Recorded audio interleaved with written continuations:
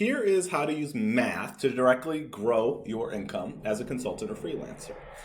So, a lot of solo consultants, freelancers, I would say like even coaches, like whether it's a life coach or like a business coach, they have a challenge sometimes with kind of like these feast or famine cycles.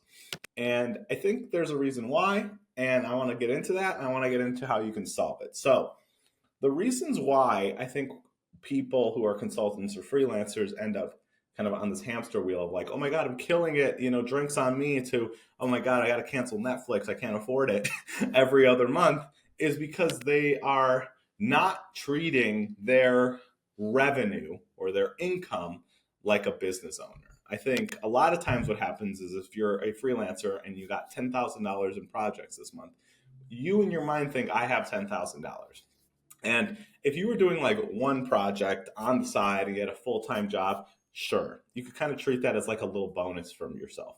But what often happens is we make the transition from like this side hustle to full time income, but we don't transfer like the resources. Like we don't treat the money that's coming in like it's a business, because the money that's coming in is actually not even yours until you fully earned it, right? Until your customer is super happy.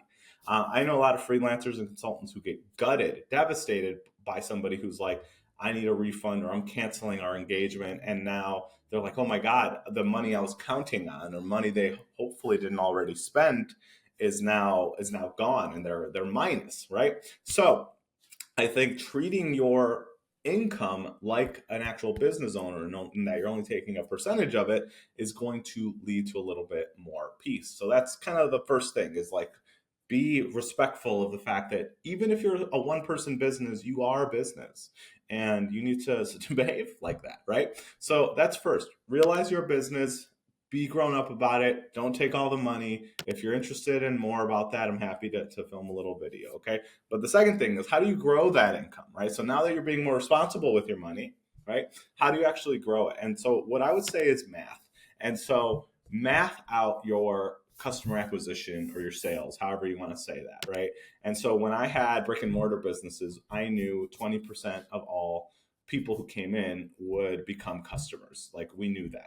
We knew how many people would attend that. So we knew how many meetings or sales conversations we needed every single week. I have a client right now who we know if they book a 15-minute starter call, right? Because we typically do a 15-minute and then a longer one for this client, that 8% of those people will become paid customers. So we know that. We know that regardless of show rate, regardless of reschedule rate, regardless of drop offs, anything, 0.8% of people who schedule that 15-minute will become a customer. So you can use that to back into what your revenue goals are. So if you're looking to grow it, and let's say you need two more customers, and you know 8% of those people will become customers, and you're like, okay, well then I know I need 25 calls this month, or whatever it may be, right? And so now you can do it with just predictability because you're basing it on what has happened, not on what you hope or what you think or what somebody told you it should be. You're using it based on your own data. And so making those decisions, it just ends up averaging out, and it gives you a little bit of peace of mind, where a lot of times people are kind of scrambling, wondering where their next client is, buying sales courses or changing their offers or changing their prices because they don't know if something's working or not. But if you're tracking it and you know where it should convert, then you can more predictably do it. So if you're a consultant or freelancer, there's two pieces of homework for you. So the first thing is to start treating your business revenue like it's actual revenue and only taking a percentage of that as your salary as the owner, right? Or CEO, whatever you want to call yourself.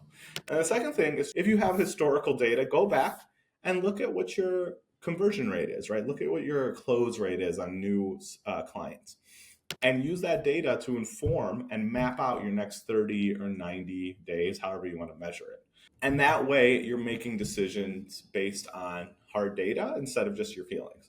If you're like, AJ, I don't have that data, just start tracking it right now and start doing something like outreach or emailing, right? LinkedIn. You could even do things like content marketing that's a little harder to measure, or advertising, but use metrics to measure those activities so you know what's working So, it isn't working.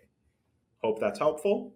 If it is, push a bunch of buttons. If it's not, send me a personal text message. Thanks. Bye.